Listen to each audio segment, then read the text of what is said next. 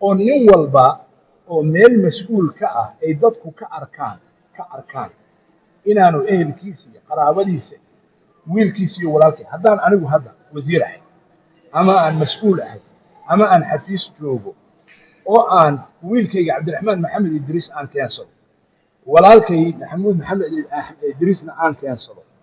sidee dadka shacabka ay iigu kalsoonaanayaan sidee afkan aan ka iraahdo maxaan kuu sheegaayey musuq maasuqaan la diriraya waa meeshii cumar ibn khataab radia allahu canhu annagana nala yiri raaca sunnat alkhulafaa araashidiin uu xataa markuu khilaafada ka tegayey wuxuu yidhi wiilkiisa cabdullaahi ibni cumar laguma soo dari karo yidhi war cabdullaahi de waa nin u dhigmo oo waa nin muwaadin ah oo waa nin saxaabadii ka mid ah oo waa nin caalim ah cabdullaahi ibni cumar ibn khataab wuxuu yidhi maya mana ku jiro mana lagu soo dari karo qof reer al-khataab ahna lagumaba soo dari karo dowladda iyo magaceeda iyo wax ku jira muxuu fogeynayaa tuhmada iyo dadka ayuu ka fogeynayaa inaanay haba yaraatee soo gelin midda labaad waxa weeye inaan arrinku dowladaha yani sidii soo dhici jirtay mar walbaba arki jiray in arrintu siyaasad iyo iscayrsi iyo aarsi iyo waxyaalahaas aanay noqon ee ay noqoto waxa kanu rabitaan waana sida dowladaha hadda wasiirku afku ku dhiftay waana yaqaanaa adduunka dowladaha shanta wadan oo u horeeya weligeed waxaa soo gala shan wadan baa isku bedelaya maxaa dhacay ma dhaxal baa loogu qoray new zealand iyo finland iyo singapore iyo denmark iyo norway iyo sweden lixdaa wadan kama baxaan shanta u horeysa maxay tahay sabab meel aan maraykan soo gelin oo ingiriis soo gelin bay soo gelayaan sababtu waxay tahay waxa weeye arrinkan ayaa la aaminay waa la arkay waa la qiray waxa la arkay sharciye ka yaala oo adduunka oo dhan uu qaray midda saddexaad waxa weeye fiiri cadaaladdu soomaalidu waxay tiri cadaaladdu ilaahay bay taqaan ina allaha ya'muru bilcadli cadaaladda dadku waa jecel yahay bani aadamkuna wuu ka markhaati kacaa bani aadamku yacni qof oo aan kula diin ahayn oo aan kula dhalasho ahayn ayaad haddaad cadaaladdiisa aragto uga markhaati kacaysa nebigu calayhi salaam isagoo jooga maka ayuu wuxuu yidhi ina fi lxabashati malikan laa yudlamu cindahu axad maxaa keenay hadalkaas war xabasha waxaa jooga wanajaashi buu sheegaya boqor aan agtiisa dad lagu dulmin maxaa caan baxay cadaaladda caan baxay cadaaladda iyada kaa horeynaysa uma baahna xataa inaad tifiyada iyo meelaha iyo dacaayad iyo xataa war iyo aad uga sii dayso umaba baahna markaad ku dhaqanto oo lagaa arko oo walaalkaa iyo wiilkaaga iyo adeerkaa iyo kan kula reerka ah aad soo taagto lagaa arko dadku way aaminayaan wayna kuu diidanayaan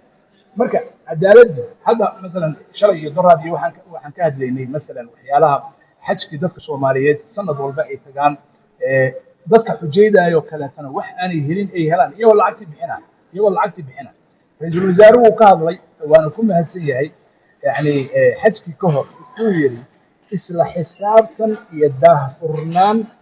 wax walba meeshay ku baxeen waa inay jirtaan ilaa iyo hadda labadana waa laisku qoraya aawey wasaaraddii websitekeeda gal ma helaysid shilin walba meeshuu ku baxay ha la soo caddeeyo daahfurnaan ha la keeno saasay wax u baxeen saasay wax u baxeen dadka waxay siinaysaa kalsooni waxay siinaysaa inay kula shaqeeyaan waxay siinaysaa inay waxaad sheegaysa ay aaminaan haddaa intaa marka aan sidaa u caddayno sharcigu inuu u cad yahay annaga manaabirtaan la taagannahay habeen iyo maalin waana ku qaylinayna waana ku dhawaaqayna laakiin waxay u baahan tahay dhaqan dowladeed iyo institutionno waxa kan fulinaya dhaqankii hore oo jiri jiray soomaalidu oo ay dowladihii hore ku arki jirtay oo waa maasantahay sheekh way ka kalsooni baxday waa in la tusaa wax ka duwan oo ay aaminto taasaan waxaan is leeyahay wax walba iyadaa maaragtay xal u noqonaysa insha allahu tacala waa maasantahay sheekh martida noo joogta waxaa ka codsanaynaa inay noo soo koobaan sababtoo ah dad badan ayaa casuuman oo rabaa inay su'aalo weydiiyaan marti badanaa u joogto martida su'aalahooda ayaana muhiim ah inay ka jawaabaan madaxda intooda badan idinkoo maasan waxaa soo dhaweynayaa abukaataha sacdiya ismaan su'aalaan rabaa inaan abukaataha u raaciyo su'aashan kadibna waxaan isleeyahay inaan mayga dadka u furno requestiga aad u badan yahay sheekh waa mahadsantahay jazaaka allah khayr qofka hadlaya ama abukaataha ama sacdiya ma maqlayo ayna hoos hal mar u dijino sheekh kadibna soo celino اوكي شيخ waa xalinayna waxir marka waxaan rabaa inaan weydiiyo abukaat Saciid processka xafiiskiinu uu u maro in aad cadeymo ku heshaan musuq qof shaqo xafiis dowladeed haya ee mas'uul ah kadibna loo gudbiya maxkamadda si sharciga loo hor keeno processkaas si technically ah aan ku fahmi karno adigoo waan ognahay inay confidential tahay dee aan sharaxaad hoosena siinaynin oo information qaasa ah laakiin in general xafiiskiinu process noocee ah ayuu u maraa in la hor keeno qof cadeymo lagu qabto oo musuq maasuq la xiriira abukaat Saciid waa mahadsantihiin way maqlaysaa ma filaya ha waa mahadsantihiin Sacdiye Cismaan iyo wasiirka iyo Sheekh Maxamed mar labaad waa salaamaya haddii aan toos u aado hoogaa arrimo kale oo yar oo farrabayn aan faahfaahiyo gadaal baan wax yar u soo laaban laakiin hadda su-aashaada weydiisay haddaan toos u aado oo ah muxuu yahay habraac ama processka uu xafiiska hantidhowrka guud ee qaranka u maro si uu u ogaado musuq inuu dhacay ama faldambiyad musuq uu dhacay xafiiska hantidhowrka guud ee qaranku wuxuu leeyahay sharciyo wuxuu leeyahay siyaasado wuxuu leeyahay dad khubaro ah oo mas-uul ka ah dabagalka macnaha dambiyada noocaas ama tuhumada noocaas markay yimaadaan dambi ma dhahayno tuhumada noocaas markay yimaadaan annaga xafiiska hantidhowrku saad ogtihiin sharciguna uu qabo markii uu dhaco tuhun meel ka soo baxo 3 waduu ku soo gaaraa tuhunka midkood xafiisku inta uu ku jiro baarista uu sameeyo hay'adaha uu baarayo oo uu masalaha uu u baaro hay'adaha la wada socota inta uu ku jiro baaristii uu sameynayay ayaa waxa uga soo bixi karta inuu meeshaas ka jiro tuhun musuq inuu jira markaasoo kale xafiisku wuxuu qaataa go'aan ah inuu sameeyo fatash gaar ah ama forensic audit wax loo yaqaano oo uu si gaar ah arrintaas u baaro labo xafiisku waxyaabaha noocan oo kale ah waxay ku soo gaaraan in dadweynaha ama shaqaale dawladeed ha ahaadeen ama dadkii commonka ahaa oo caadiga ahaa oo hay'adihii dawladdu ay u wada adeegayeen ha ahaadeen ay soo gaarsiiyaan fal musuq ama tuhun musuq ah oo jira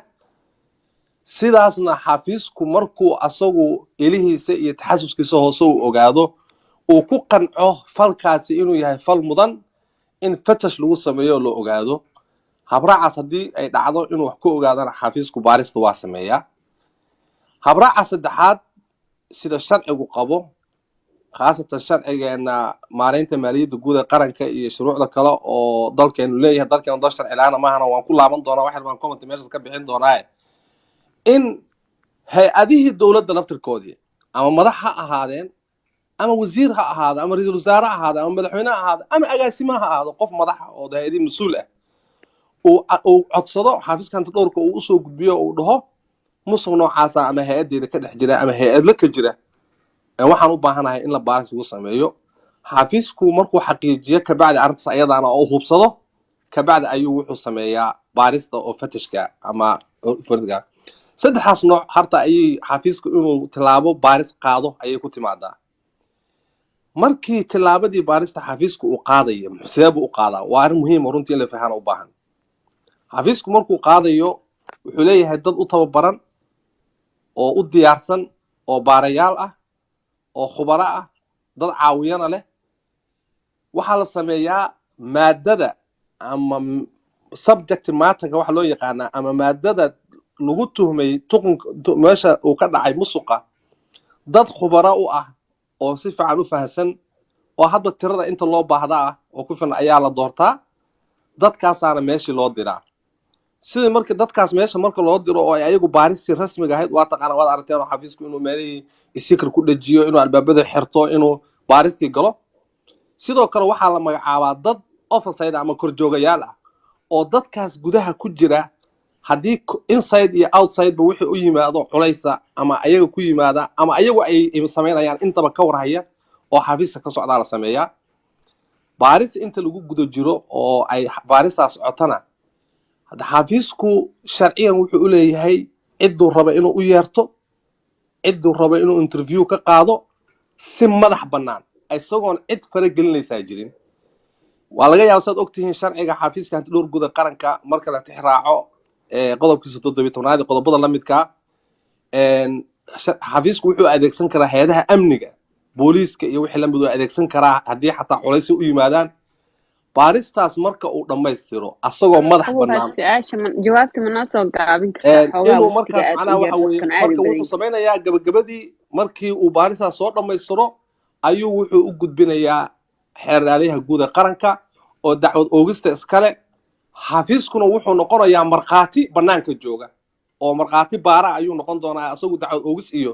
dhegeysigeeda midna shaqo kuma leh boroseskana mara markii lasoo koobo guud ahaan waa intaas haddaad wax yar 2 daqiiqo aan ku darsado arrintaas xoogaa yar dheeraad yar haddaad ii ogolaataan abukaat dad badan aan sugahay laakiin waa fiicnaa leedo su'aalo badan ay ka dhalan doontaa kulley su'aalaha waxa hadda kugu dhex jiro oo dad badan su'aal ka weydiin doono marka way fiicnaa leedo inaad noo dul qaadato waa mahadsantihiin waa tahay wasiir xasan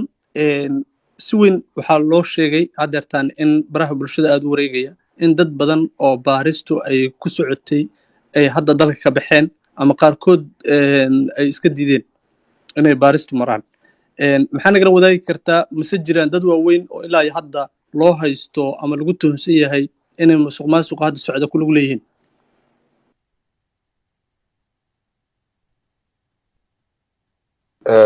السلام عليكم أنا رالي هاو سؤال شيء سؤالي وخدك سيف عن ما مغلينه waa taa wasiir ma jiraan dad la tuhunsan yahay oo baaris ku socoto oo ilaa iyo hadda dalka ka baxsaday sida baraha bulshada in badan hadda ay u wareegayeen mise jirta dad waaweyn oo la doonayo in baaris lagu sameeyo oo ilaa iyo hadda la tuhmay horta markuu hore adeer hadaatana waan afeeftay waxaan ku eediyay horta cases socda lagama hor dhaco laba arrimoodba loogama hor dhaco baaritaano socda dadka hor dhacdid waa tidhaahdid baaritaanadaasaa socda sidaas bay u yaallaan iyo sidaasay u yaallaan iyo baaritaanadaadii ayaad waxaa ku samaysay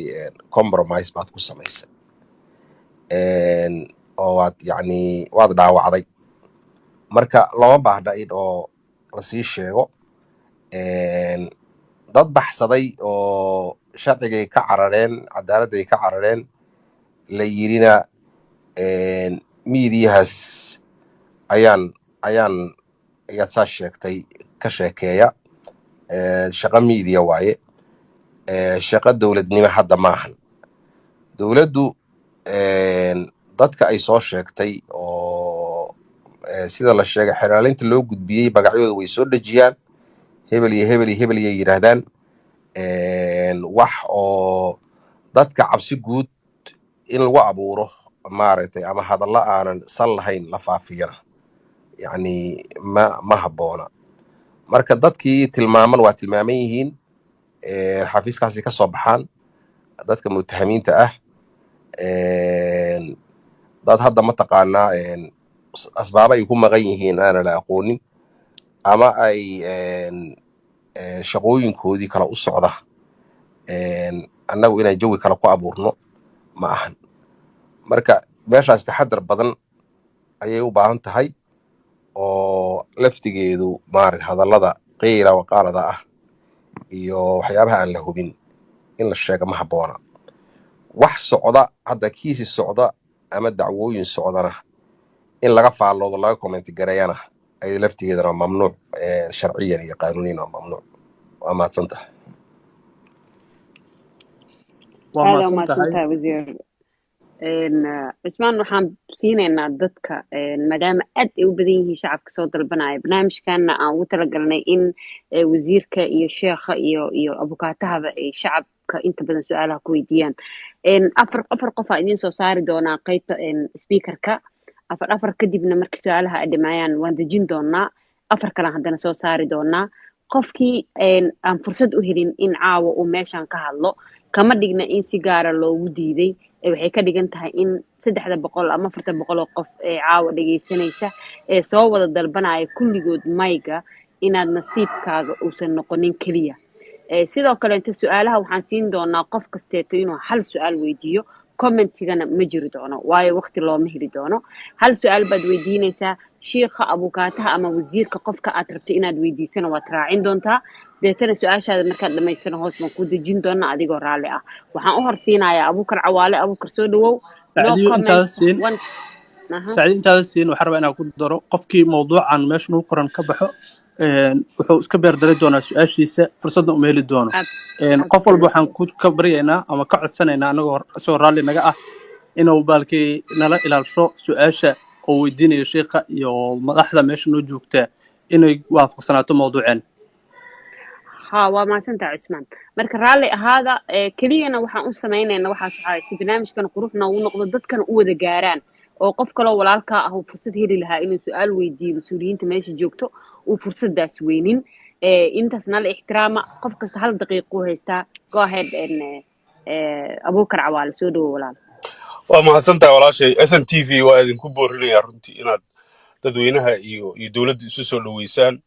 wasiirka Sheekh Maxamed Idris iyo akhyaartoo dhan dhammaantii waxaan ku salaamayaa salaamta islaamka. Assalaamu calaykum waraxmatullaahi wabarakaatuh. wasiir marka hore iyo mas'uuliyiinta waxaan boorinayaa runtii dadaalka dowladdu ay wado la dagaalanka khawaarijta, la dagaalanka musuqmaasuqa. runtii waa tallaabooyin mudan in qof walba oo Soomaaliya uu dhiirigeliyo. su'aashaydu waxa weeye sida ay qortay Hiiraan Online, sida ay qortay warbaahinta Soomaalida, waxaa jirta $4 iyo bar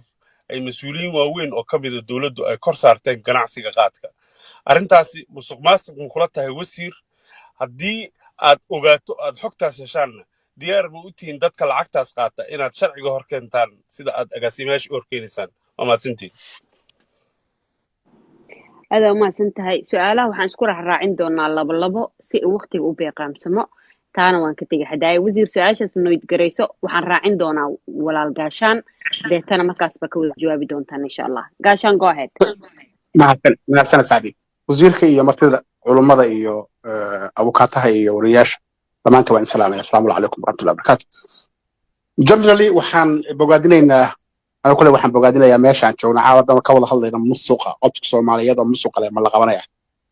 وحنا كفي عنها ميل عن شغل وقت بدنا نروح مركا أنت ودي رجلني يا إلا أنا وحنا كرتشيني إنه نورد قليل وتابع قليل وحش الشو من هذا الشو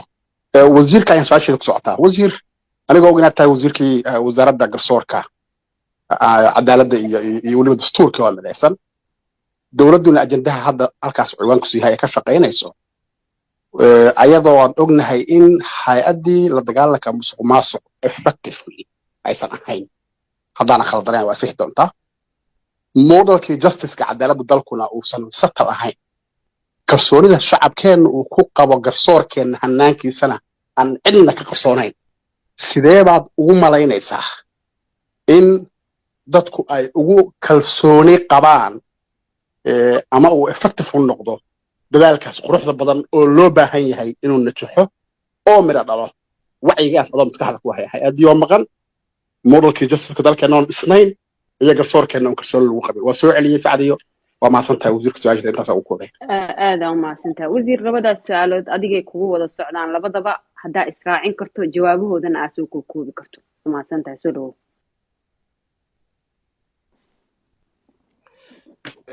marka ugu horeysa Abuukar iyo Gaashaan waa mahadsantihiin runtii sidaad tilmaanteenba annaguna waa bogaadinaynaa SNTV iyo cid walba oo ka shaqaynaysa dadka iyo dowladnimada inay isku furnaadaan oo su'aalo la isweydiiyo oo halkaas ay ka dhalato waxa la yiraahdo accountability la xisaabtanka iyo transparency waa laba wada socda laba qodob oo weligood kala harin waaye meeshii transparency uu ka jiro accountability ka jirta meeshii accountability ka jirtana transparency ka jirta oo ma qarsoomi karto dadweynaha ayaana marka ugu horeysa aan u malaynaa inay door weyn leeyihiin oo ay gudan karaan dowladoodana ay tilmaami karaan halkan muwaadiniinta ku jiraahu abuukartiisii anoo ka jawaabaya abuukar dembi kastood aragtaan ama tuhun kastoo muwaadinku u arko mas-uuliyad ayaa ka saaran inuu usoo gudbiyo hay-adaha waa meelaha oo dalalka hormaray oo corruptionkoodu ama uu zero yahay ama uu minimum yahay meelaha ay gaareen waxa waaye bulshadooda wacyigiisa ayaa qayb ka ah ogsoonaada mar walba amaan wada ogsoonaano dowlad sideeda waxay reflection u tahay bulshadeeda maaragtay dowlad kuma dhaqmi karto behavior ka duwanna yani dhaqan ka duwan lama imaan karto bulshadeedu markay mustawaheedu standardkeedu u sarreeyo sidoo kalena waa la dhihi karaa oo dowladdu markii ay shuruucdeeda iyo awoodeedu iyo fulinteedu ay xoogaysatana bulshadeeda laftigeeduna waxaa ku dhacdaa inay iyaduna ay react garayso ama ay reflect garayso oo ay yani arrintaas soo muujiso oo reinforcement ayay yani bulshada iyo dowladdu isku sameeyaan marka bogaadintaas waan ka wada qayb qaadanaynaa dembigaasu marka ama abuukar cawaale ha ahaado qaad iyo jaad ha ahaado ama meel kale ha ka dhaco waxaan u malaynayaa hay-adaha u xil saaran la dagaalanka iyo law enforcement agencieska dhammaantood waxa waaye dembigaas iyo aragti ayaa ka dhaxaysa inay arkaan mataqaanaa sharciga ayaana la horgeynayaa heerkuu raba ha gaarsiisnaado levelkuu raba qofkaas ha gaarsiisnaado marka taas waa ku kalsoonaan kartaan kalsooni weliba keeni karta inaad kala shaqaysaan dowladda aad kala shaqaysaan oo hadda waxaad ogtihiin hotlines fara badan ayaa dowladdu bixisay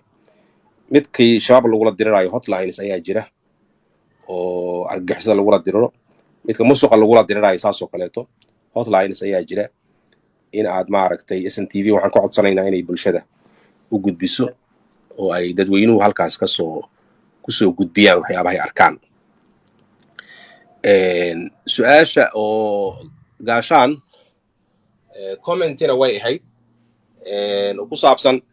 adinkoonan hay-adihii musuqa la dhisin ama ay maqan yihiin sidee loogu kalsoonaa karaa ayay ahayd dagaalkan sidee loogu kalsoonaa karaa waxaan u malaynaa horta guddiga la yidhaahdo guddiga la dagaalanka musuq maasuqa waa guddi oo dastuuri ah oo in la dhiso ay mataqaanaa hadda qorshaheedii aan wadno uuna socdaa marka qaybta dagaal ka mid ah waaye golaha wasiirada ayaa la horkeeni doonaa kadibna golaha baarlamaanka la horkeenayaa waxyaabahan la yidhaahdo integrity institutionska oo dhan insha allahu tacaala waa la dhamaystiri doonaa hadda marka iyadoon qalabkii oo dhan aysan noo dhamaystirnayn agabkii oysan noo dhamaystirnayn waxaan raacsanahay sida abukaatu uu yidhi waxaan haysanaa shuruuc nagu filan oo dembiyada hadda dhacaya aan kula diriri karno marka oran mayno mana dhahayno markii qalabkeena hubkeenu noo dhamaystirmo ayaan dagaalka gelaynaa inta yaroon haysanna waa ku diriraynaa qalabkeena iyo hubkeena iyo musuq maasuqa lagula diriraya waan soo dhamaystiraynaa iyaduna waa isgarab socdaan oo wax mutually exclusive ah oo isdiidayana maahan waa mahadsantahay